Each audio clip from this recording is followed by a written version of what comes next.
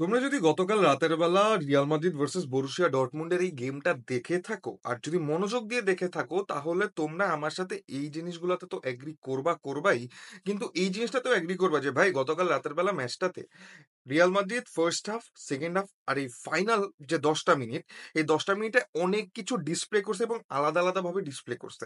হ্যাঁ, এই ম্যাচের মধ্যে আমরা অনেক কিছু দেখতে পারছি, যেমন আর্দা গুলার আবারও একটা মাস্টার ক্লাস থ্রো করছে, 2টা অ্যাসিস্ট।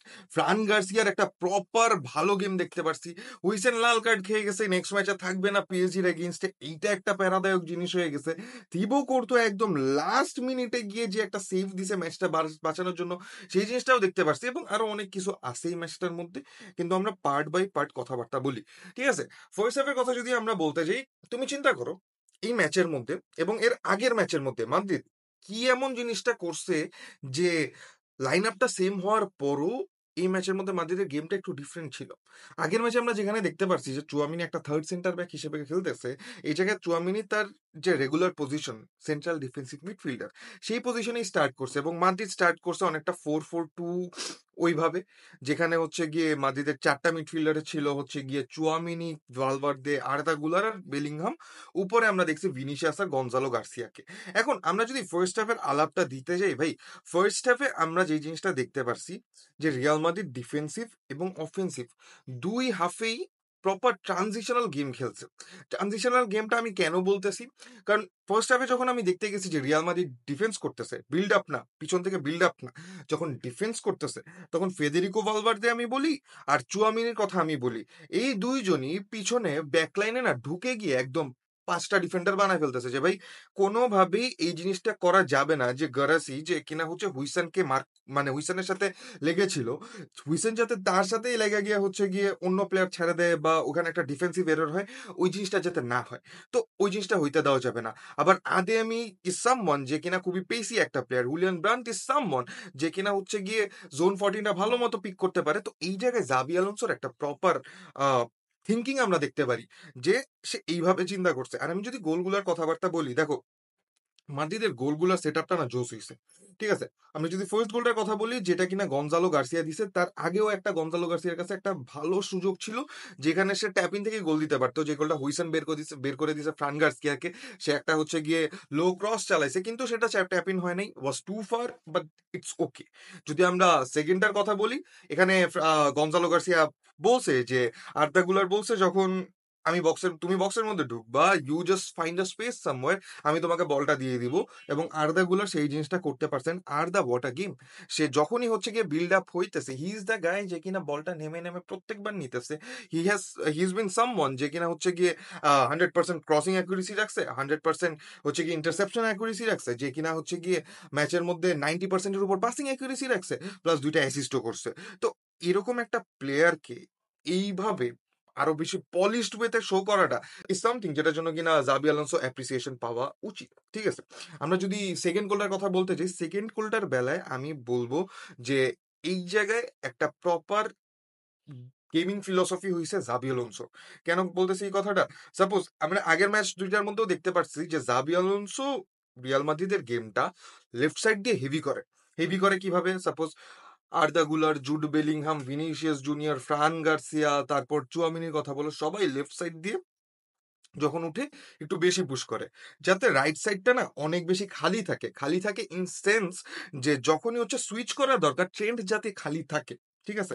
ট্রেন্ড যাতে খালি থাকে। আর সেই জিনিসটা আমরা এই সিকোয়েন্সটার মধ্যে দেখতে পারছি যে রাইট সাইডে একটা পাসিং সিকোয়েন্স হইছে এবং সেই জায়গায় ট্রেন্ড একটা আন্ডারল্যাপ রান বের করছে এবং সেখান থেকে একটা ক্রস দিছে ফ্রান গার্সিয়াকে, he out of nowhere he scored and tapping, যেটা কিনা ভালো একটা রান ছিল বক্সের মধ্যে, ভালো গোল ছিল এবং প্রপার কি বলবো যে টেকনিক্যাল গোল ছিল, ঠিক আছে? তো এই দুইটা গোল যখন আমরা দেখে ফেলছি ফার্স্ট হাফের মধ্যে, আমার কাছে মনে হতেছিল যে আচ্ছা ঠিক আছে, এটা কিন্তু জাতা গোল না।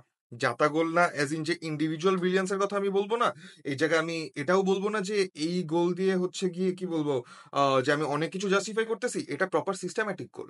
ঠিক আছে? তো ফার্স্ট হাফে যখন সিস্টেম্যাটিক গেম গেছে, ঠিক আছে? এবং ফার্স্ট হাফে যখন আরো কিছু গোল করার চান্সেস ছিল যেগুলো ভিনিসিয়াস জুনিয়র মিস করছে। সি, এই ধরনের ম্যাচের মধ্যে, এই ধরনের কম্পিটিশনের মধ্যে যখন গনজালো গার্সিয়ার মতো একটা প্লেয়ার যে কিনা 5 ম্যাচের মধ্যে 4টা গোল, একটা অ্যাসিস্ট করছে, his been the joint top scorer, সেই জায়গায় ভিনিসিয়াস জুনিয়র থেকে এক্সপেকটেশন থাকে এবং ভালো এক্সপেকটেশন থাকে। কিন্তু ও যে ধরনের ডিসপ্লে থ্রুআউট দ্য টুর্নামেন্ট দেখাইতেছে, ও যেই ধরনের ডিসপ্লে দেখাইতেছে যেটা কিনা খুবই আন্ডার শ্যাডোড, সেই হিসাবে চিন্তা করতে গেলে Vinicius Junior can be benched, জাভি আলোনসোর টিমে he can be benched, Mbappe can start any time. তো সেই হিসাবে চিন্তা করতে গেলে জিনিসপত্র এখন অনেকভাবেই নাড়াচাড়া করা যাইতে পারে। আমি যদি সেকেন্ড হাফের কথা বলতে চাই ভাই, সেকেন্ড হাফে আমরা যে জিনিসটা দেখতে পারছি যে ডর্টমুন্ডও খেলছে, মাদ্রিদও খেলছে এবং খেলাটা স্বাভাবিক। তারা দুইজনেই দুইটা টিমই নিজের কমফোর্টে কিছু কিছু জিনিসপত্র করার চেষ্টা করছে, যেটা কিনা দেন এগেন ফুল ফ্লেজেড ওয়েতে শো হয় নাই। শো না হওয়ার কারণ আছে, কারণ হচ্ছে গিয়ে যখন আমরা দেখতে পারছি রিয়াল মাদ্রিদের পার্সপেক্টিভে যে চুয়ামিনিকে একদম ম্যাচের শেষের দিকে বেঞ্চ করে দেওয়া হয়েছে, তখন রুডিগারের কিছু ফ্লস বের হয়ে যেতেছিল। রুডিগার তার ইনজুরি থেকে ব্যাক করার পর থেকে he has been slow, he has been suffering. সে আগে নিজের যে একটা পেস ছিল, আগে নিজের যে একটা ফিজিক্যাল ডমিনেন্স ছিল, সেই জিনিসটা ধরে রাখতে পারতেছে না, এবং ধরে রাখতে না পারাটাও স্বাভাবিক, কারণ পুরা সিজনের এই প্রেশারের উপর, because he has been the prior defender of Real Madrid in the last season. তো সেই জায়গায় রুডিগারের এরকম একটা কি বলবো যে লো কার্ভিং পারফরমেন্স যাওয়াটা অস্বাভাবিক কিছু না। তো চুয়ামিনি যখন চলে গেছে, মানে বেঞ্চ করে দেওয়া হয়েছে, who has been rock solid at the back. তো সেই জায়গায় আমরা দেখতে পাচ্ছি রুডিগারের কিছু ফ্লস। সে দুই একটা এমন শট বের হয়েছে যেগুলা তার কভার আপ করার কথা ছিল। তার সাইড দিয়ে আমরা দেখতে পারছি যে জুলিয়ান ব্রান্ট হচ্ছে কি ভালো প্রেশার দেওয়ার চেষ্টা করতেছে, যদিও হুইসেন সাপোর্ট দেওয়ার চেষ্টা করছে, কিন্তু গারেসি হুইসেনের পিছন দিয়ে অনেক বেশি ইনভেন বের করছে। সো এই জায়গায় একটা প্রবলেম হয়ে যাইতেছিল। আমরা দেখতে পাচ্ছি ট্রেন্টকে বসা সেবায়োসকে নামানো হয়েছে, যে জায়গায় একটা এক্সট্রা মিডফিল্ডার চলে আসছে গেমের মাঝখানে, কিন্তু আমার একটা ফুল ব্যাক কমে গেছে। কিন্তু পরবর্তীতে চুয়ামিনিকে বসা যখন রাউল হোসেনসিওকে নামানো হয়েছে, দেয়ার ওয়াজ নো কমিউনিকেশন, যেটা দিয়ে আমরা বলতে পারবো যে ভাইয়া আহ, এই জায়গায় মাদ্রিদ হচ্ছে গিয়ে প্রপার সাবস্টিটিউশন করছে, বা সাবস্টিটিউশনারি মাদ্রিদের প্লেয়াররা ওই জিনিসটার সাথে কিপ আপ করতে পারছে। সেই জিনিসটা হয় না। তো চুয়ামিনির বসার পরে রুডিগার এই একটা ফ্ল আমরা দেখতে পারছি। আর যদি এটা নিয়ে কথাবার্তা বলতে চাই যে এমবাপ্পের যে এতদিন পরের যে ইফেক্টটা, সেটা কিভাবে কিরকম ছিল। এমবাপ্পে যখনই মাঠের মধ্যে আসছে, হি হ্যাজ বিন ইনভলভড। ও কিছু কিছু রান বের করার চেষ্টা করছে, ও কিছু কিছু জায়গায় কি বলবো যে পাসেস বের করার চেষ্টা করছে, যেটা কিনা ভালো ছিল। আমাদের সেকেন্ড হাফে আরো কয়েকটা গোলের চান্সেস ছিল, যেখানে আরদার একটা শট ছিল, যেখানে আমরা বলতে পারি ফেদেরিকো একবার বের হয়ে গেছিল একদম ওপেন বারে। তো এইসব জিনিসগুলা আমার মনে হয় যে ফিনিশ হওয়া দরকার ইন দ্য সিজন। ঠিক আছে, এই ম্যাচের মধ্যে আমরা কমফোর্টেবলি বের হয়ে গেছি, দ্যাটস গুড। এমবাপ্পে একটা ওভারহেড সাইড ওভারহেড কিক মেরে গোল দিচ্ছে, that's good, everything is nice. But what has happen in the defence line ভাই, ওটা একটা রেড কার্ড। তুমি যদি ফাউলও না হয়, ওটা একটা red card.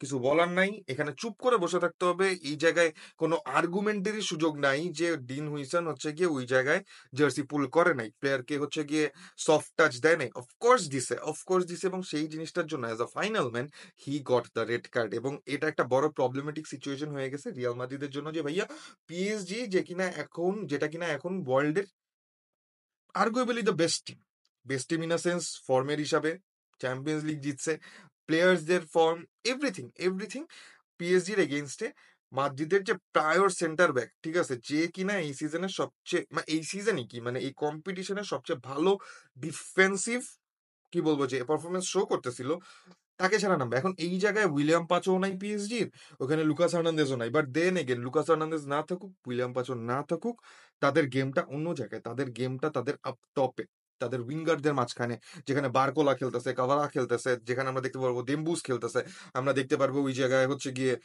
ভিতিনিয়াকে, wow নেভেসকে, Fabien রুইসকে perform করতে জিনিসটা কিন্তু এইটা না যে খেলতেছে, পারফর্ম করতে। মাদ্রিদে যদি তুমি বলতে চাও ভিনিসিয়াস জুনিয়র এই ম্যাচের মধ্যে তার আবারও দুইটা এমন গোলের চান্স ছিল যেগুলো কিনা সে ইজিলি ফিনিশ করতে পারতো। তার একটা গোলের মধ্যে হচ্ছে কিপার সামনে আগায় চলে আসছে, যেটা কিনা সে ওভার দ্য টপ যদি হচ্ছে গিয়ে ফিনিশ করতে পারতো, ইটস অ্যান ইজি গোল, এত কমপ্লিকেশনের কিছু নাই। সে অনেকগুলো বল হচ্ছে লেফট সাইড দিয়ে টেনে গিয়ে নষ্ট করছে। তো এই জায়গায় খেলা একটা জিনিস, পারফর্ম করা একটা জিনিস। মাদ্রিদে এখন কয়টা প্লেয়ার পারফর্ম করতেছে তুমি যদি আমাকে জিজ্ঞাসা করতে চাও, Arda Guler is one, Federico is one, Gonzalo Garcia is one, I would say যে Dean Huijsen was one, Thibaut Courtois is one. তো এই ধরনের 6 থেকে 7টা প্লেয়ার। তারপর তোমার ভিনিসিয়াসকে খেলানো লাগতেছে, তারপর তোমার Trent is not at is best.